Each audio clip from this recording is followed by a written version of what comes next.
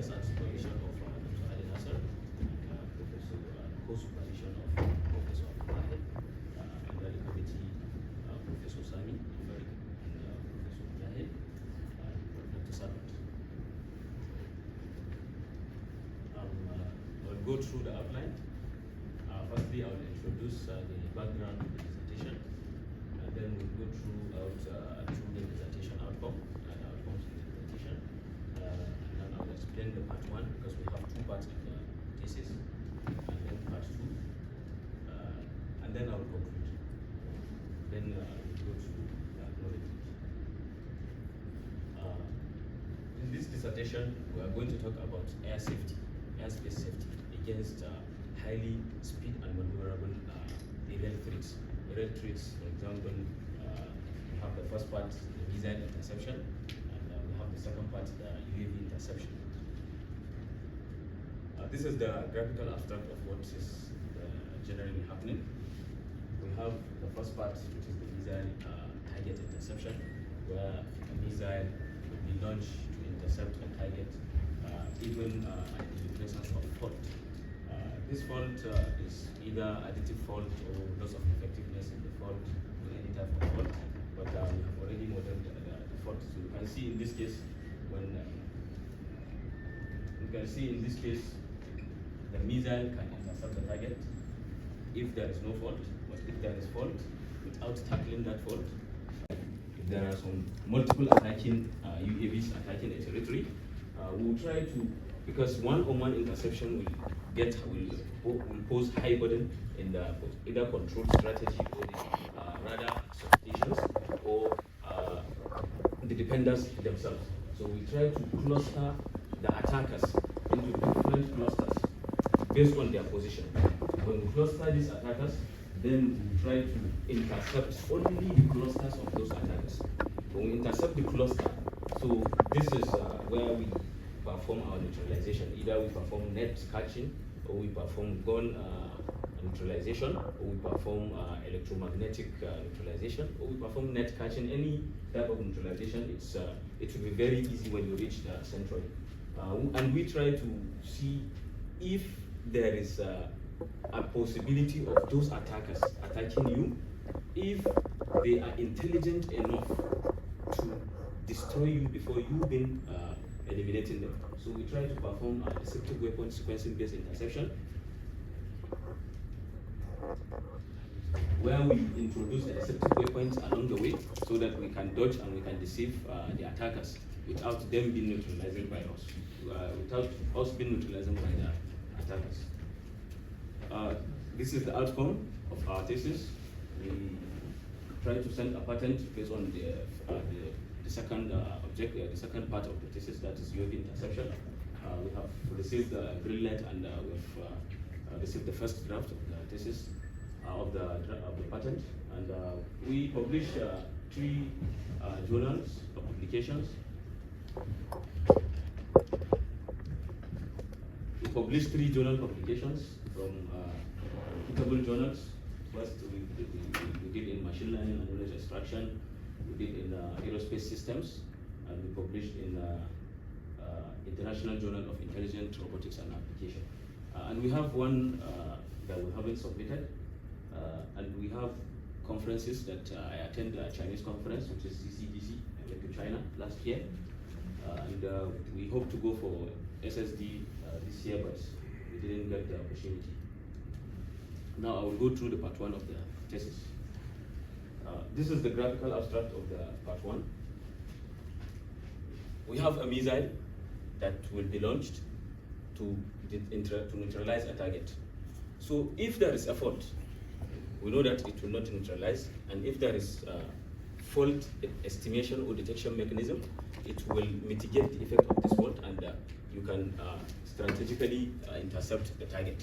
So here is the desired, the green is the desired, the red is the actual part that will go when there is a rudder fault, because the missile is controlled through a rudder.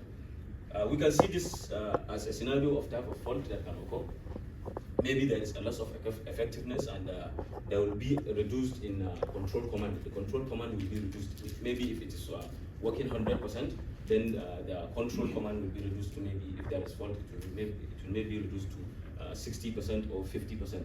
We have already checked our controller, which it is tolerant, because we may have like noises or some other type of fault that cannot affect this target interception. So that is loss of effectiveness. Maybe some controllers can withstand like maybe loss of effectiveness 20%. But when we check our controller, we see that our controller reached like up to 30% to withstand. It can withstand up to 30% loss of effectiveness, even with like some small fault. So, but we try to add an additive fault. When we add an additive fault, we understand that the system cannot withstand that type of fault. So that is why you see here, the trajectory will be deviated based on that type of fault. And this is the curve that shows the misdistance, because if there is fault, there will be a misdistance. Maybe the target will be like more far away than the missile at the cause of interception, at the cause of the place of target interception. So this is basically what is happening, and we'll go through what is the missile and what's happening in the missile and how this interception occurs. Depending on the mission, we have different types of missile. We have the surface-to-air missile, in which the interception occurs from surface to surface, which means the base station is in the surface. Maybe we have an aeroplane that will shoot a target that is in the airspace, and we have the surface-to-air missile, which is our main concern. That is a missile will be launched from the surface to neutralize a target that is in the air. And then we have air-to-air missile, and we have air-to-surface, which are not of our concern. Our concern is the surface-to-air missile. And in this case, we try to go for guidance and control, because in the missile, you have to guide the missile before controlling the missile. You have to guide the missile to see where is the target. The guidance shows the angle at which the missile is supposed to strike the target. So in this case, we have different types of guidance and control. We have traditional guidance and control. We have integrated guidance and control. In traditional guidance and control, the guidance subsystem and the control, the guidance system and the control system are treated separately. But in integrated guidance and control, the guidance and control are in the same, treated in the same subsystem. So in this case, we will have less error, because the guidance and the control are mutually working together, so we will not have miscommunication. Now, this is the contribution of the work. What happens? Firstly, we know there has been an IGC control of missile, and the backstepping has already been used, and sliding mode has already been used. But in default, in trying to study the fault, they study the fault without an online compensation. They study the fault like they only take the fault as soon as the controller observe the fault, then it will correct it. So that's the compensation only. But in our own case, we try to the limitation. It lacks online fault detection and compensation mechanism, in the sense that when a fault is being detected, before it is being corrected, there is a gap between the point where the fault is being detected and compensated. So we try to check that limitations, that error between when the fault is detected and estimated. So we try to form that gap, and there is a gap when backstepping is being used. Some use dynamic surface control to limit because backstepping consists of different layers of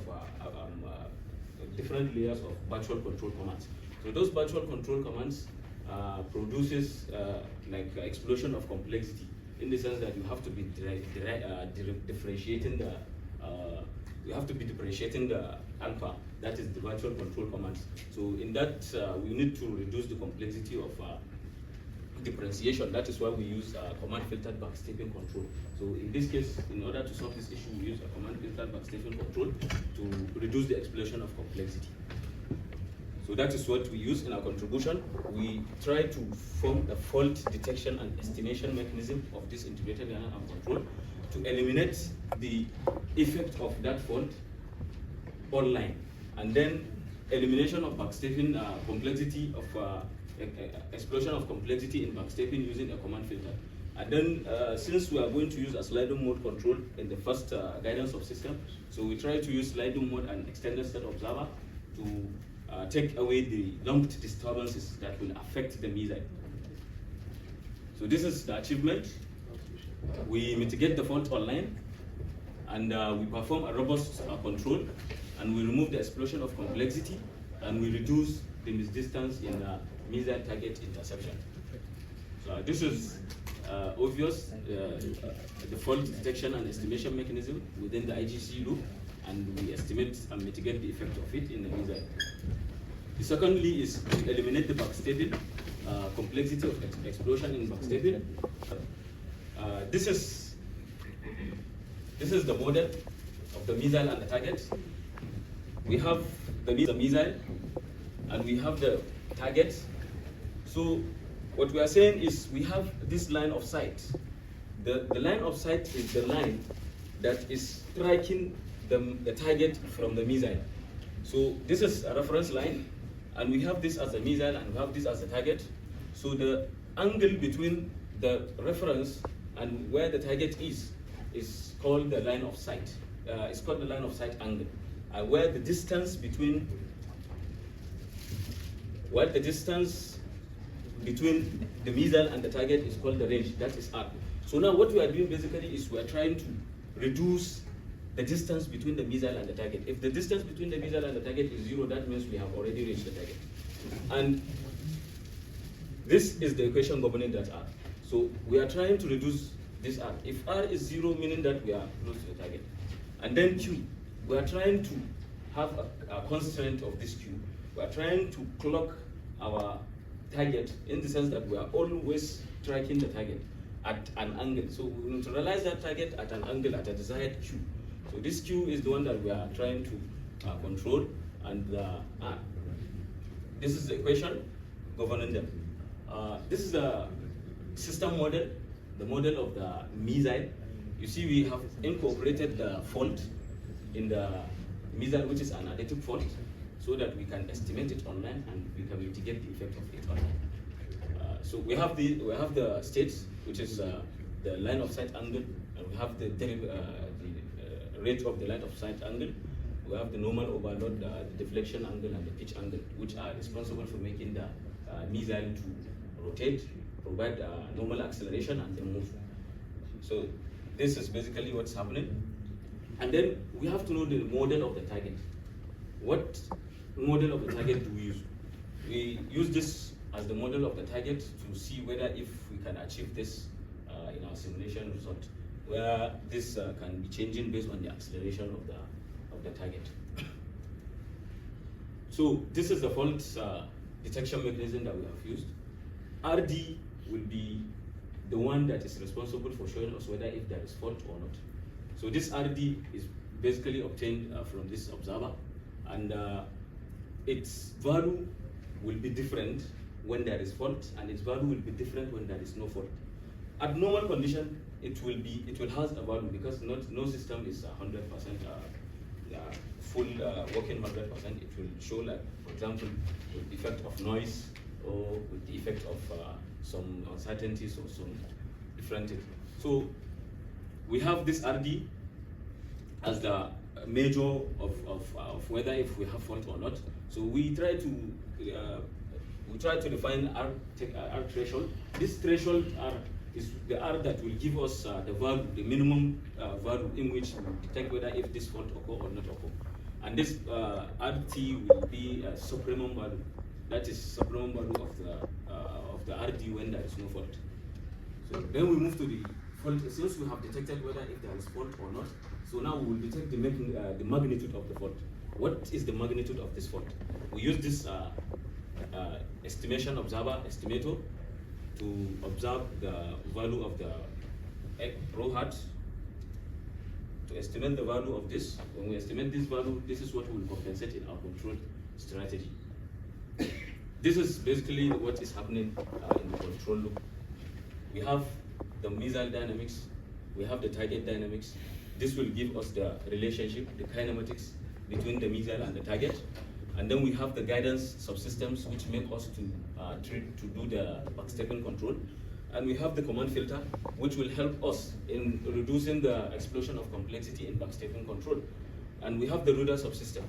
This radar subsystem is where we apply the fault here, and then we use our estimation mechanism and detection mechanism to estimate the fault and compensate it in the control loop in the radar subsystem. We will see the control. In order to compensate this fault by detecting it and compensating the fault, we try to define a function. This function will be 1 when fault occur, and it will be 0 when fault doesn't occur. So if fault occur, we will call it TF. Okay, F2 will be a function whereby the fault has been estimated. So if fault has been estimated, then F2 will be 1. So in this case, that rho delta will be the error between the time when fault is being estimated and fault is being detected, and then this will be the actual fault. So in place of this row, we will put estimated values of this and their error. So we will get the value of this, that is the value of rho, which will be compensated in the radar subsystem of the control. So in this case, we have designed our controller, and we'll see in the simulation result how the effect of the fault will be and how the effect of our control strategy will be. So we develop a theorem in this case such that this closed loop system will be stable, provided that if these values are chosen wisely and chosen in the correct way. So this is the result. We actually apply this type of fault to the missile, and we estimate the fault, and we mitigate the effect of it in the controller. So this is the trajectory of the red is the trajectory of the target, and the blue is the trajectory of our missile, while the green is the trajectory of the missile with fault and without mitigation of that fault. So in the blue line, it shows that even with the effect of the fault, our control strategy has been able to mitigate the effect of it. This is the states of the system.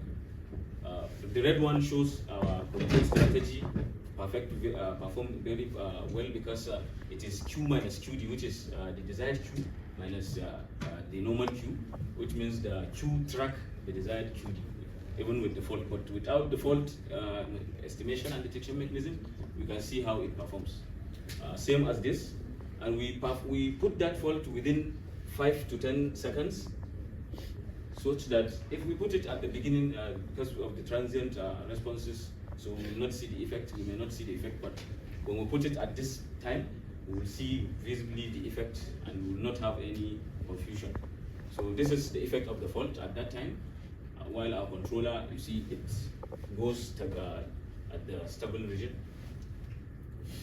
This is the deflection angle, all these are the states. This is the controller, and that is the sliding surface that we have used to control the first subsystem, that is the guidance subsystem. Okay, this is the end of the part 1. And then we'll go to the part 2. In the part 2, this is the graphical abstract of part 2. We have the missile intercepting the target. These are the attackers. We will have the UAV intercepting the attacking UAVs. This is the multiple attackers intercepting multiple defenders. So in this case, we will have multiple body complexity. We will have high competition, high communication, and high risk of overload. But when we cluster this, when we cluster the attackers, such that 2 defenders will be used instead of using this number of defenders.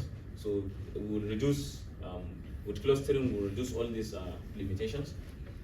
And we try to use deceptive weapons, as we explained, to deceive the attackers during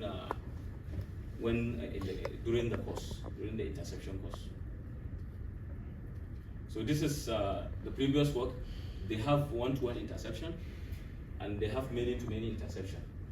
But the main problem is there is multi-target interception.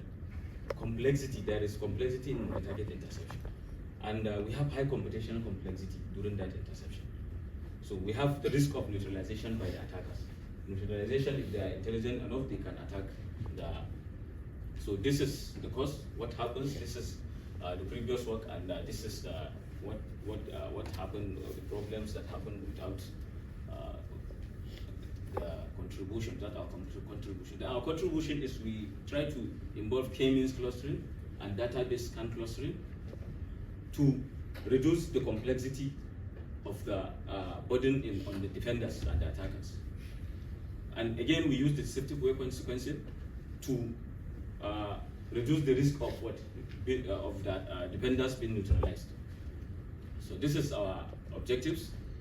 The k-mean, using the k-mean in the sliding mode backstepping control, and using the DB scan in the sliding mode and backstepping control, and then enable deceptive weapon sequencing that was incorporated to reduce the risk of interception. This is how the clustering is done. We have the UAVs. They are modeled like as a data point. If these are a data point, so then we will choose in the k-mean clustering. We have to choose the number of k. So that's the number of defenders that will be used to neutralize those attackers. So in this case, when you choose k, it will try to make the clusters. It will try to initialize the k. It will try to initialize the position, and it will try to make some different attackers to those clusters that are same. Similar attackers will be in similar group. Those dissimilar attackers that have a position far away from the clusters will be in different group. So this is basically what's happening in clustering. Like this in the problem formulation, we have the first case study, we have the defenders, and we have the attackers. So after clustering, we'll have this as the defenders, and this as the attacker, this as the defenders, this as the attackers. But we are trying to intercept only. We are trying to intercept only the centroid instead of intercepting the whole clusters one by one. So after interception, you see we can perform any of physical interception, electronic disruption, or net deployment. This is the block diagram of the system. Firstly, in the base station, the attacker's position will be the position of the attackers. It will form clusters of positions. So this clusters of position will go to cluster section in which the k-mean clustering will be performed on this position. So after clustering is being performed, as time goes on, it will form a trajectory. So this trajectory is the one that is developed as a desired trajectory of the defenders. So each defender is responsible for its cluster. It will try to track the clusters of the cluster of its defender assigned. So this is the algorithm related to the case study. Firstly, we have to measure the positions. After the positions, then we have to update a cluster. We have to form a cluster. Then update the cluster. After we update the cluster, then we will assign this cluster. We will assign a defender to cluster. Each defender will be assigned to a cluster. So after assigning this defender to a cluster, then we will try to assign those defender a control strategy that they will intercept the actual clusters. So this is the algorithm, and that's how it's done. This is the model that we have used. We use the model of quadratos. This is the error. We use this as the error. And we use equation 9 as the Lyapunov function to stabilize the control. And then we use saturation function because of chattering. Then this is the sliding surface that we have chosen based on the equation above.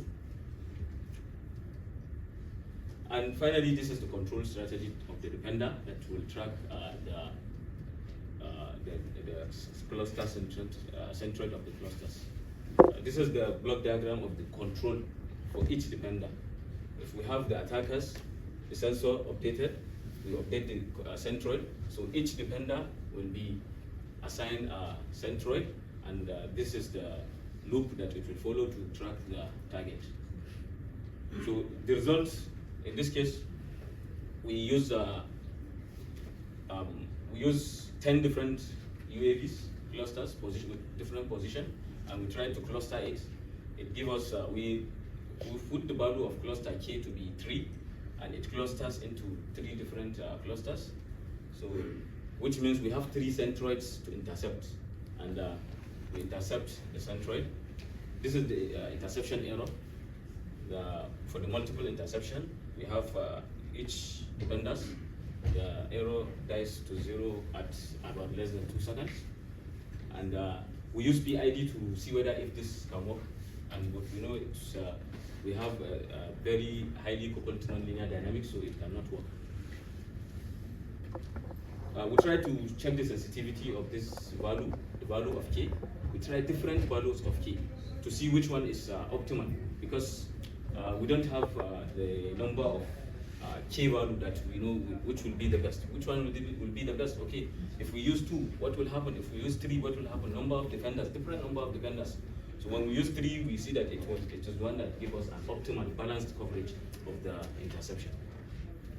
Then we move to the second case study. Second case study is more or less close to the first case study, but the second case study is we try to see, since before we have to give the number of K to know, to see how we can balance the coverage.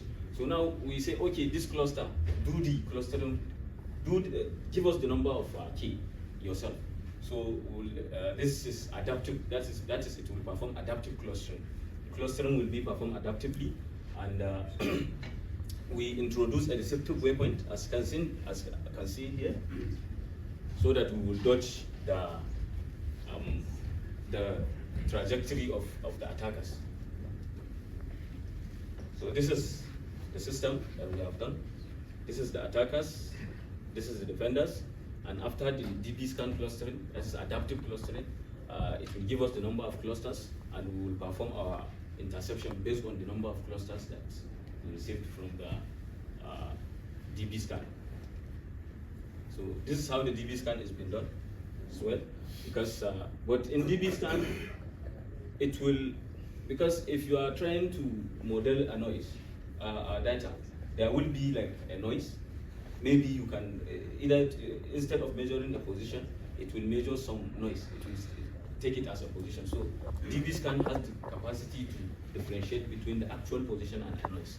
So this is another important of DB scan. Then the deceptive waypoint. How do we model the deceptive waypoint? We try to introduce this waypoint as a functions. You know, this is our original trajectory that we have to follow the depender. But we try to introduce the second term, this term, such a way that it will deviate from the actual trajectory. When it deviates at some certain time, then it will come back to the trajectory and then continue following the centroid. But at last, this will be 0, and it will remain only the centroid, so that you finally go to the centroid. So the final waypoint will be this, so that despite this waypoints at the end, you will track the actual centroid of the. So this is the block diagram. As we can see, this is the radar system. If you measure the attacker position, then it will perform DB scan. After it performs the DB scan, then we will perform risk assessment. This risk assessment will assess whether if the attackers are intelligent enough to track you back. If they are intelligent enough to track you back, then you will use the DWS strategy. But if it is normal, it's not tracking you back, which you will get that information from the radar base station, then you can use your nominal interception, which we use in the first case study. So, and as well, the depender control loop will be performed individually. So this is the desired trajectory. If this risk assessment is 1, then we know that this term will be 0, and we will use the actual trajectory of the deceptive weapon trajectory. But if this R is 0, there is no risk, then this will be 0, and this term will be used to track the actual nominal trajectory. So this is the algorithm, which is same as what we did. This is the block diagram, same as the first case study. It will perform the risk analysis. It will be the risk will be updated, and the centroid will be still updated based on the risk. This is the result for this case study. We have 10 UAVs. Then when we ask the DB scan to give us the cluster, it gives us only one centroid because they are closer to each other. So then we perform only one interception, and we introduce the deceptive waypoint. These are the deceptive waypoints that we introduce, such that even if the attackers are trying to neutralize the defender, we reduce the risk of it being neutralized. This is the interception error as well. And we try to increase the number of attackers to 20. When we increase it to 20, it gives us two different centroid. This centroid and this centroid. So we have to intercept it twice. We have two centroid to intercept. So after intercepting the centroid, then you perform either your neutralization, either net catching or any type of. So this is basically this is the PID-based interception which fails as well. Finally, we will conclude this end of the case studies. We have already performed fault-tolerant control in missile, which we see that we have a resilient control strategy that actually mitigate the effect of fault online without losing any part of the fault. Because in recent studies, we see that some part of fault were not taken care of. And we tried to perform clustering, and this clustering was, the first one was not adaptive, the second one was adaptive in order to reduce the complexity or burden in the control strategy. And we use the deceptive waypoint to reduce the risk of defenders being neutralized. So thank you so much. I would like to thank Allah subhanahu wa ta'ala for letting me to see this moment for me to get to defend my PhD thesis. And I will thank Kingdom of Saudi Arabia for giving me the opportunity to come here and study my PhD. Thank you. And I would like to again thank King Fahd for giving me the opportunity. It is the best opportunity in my life. And also the department, the best department in KFUPM.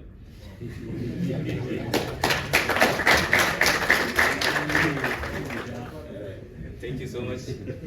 Firstly, I would like to thank my supervisor, my advisor, my guidance. He guided me academically and non-academically. Thank you so much, Doctor.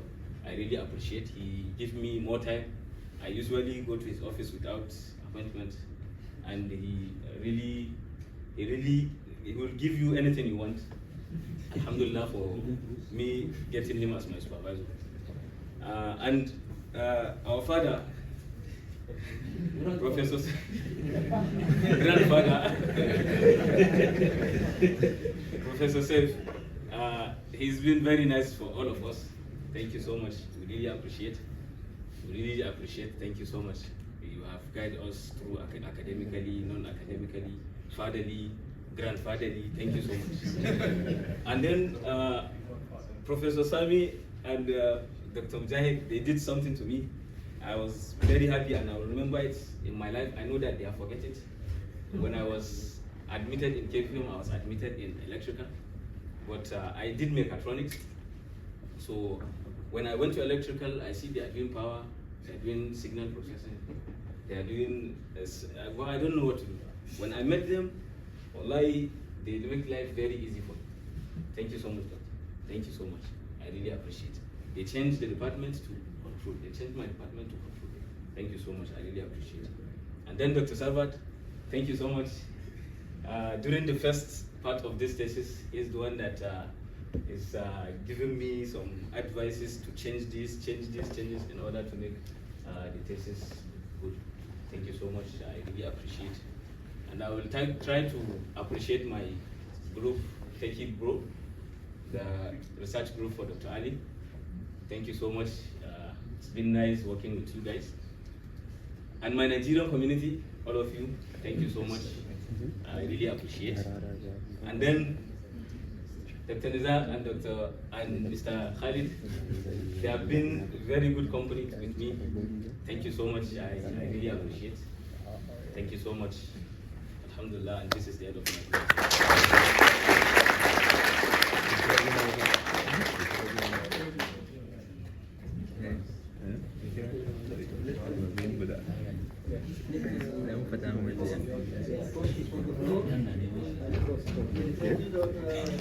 Not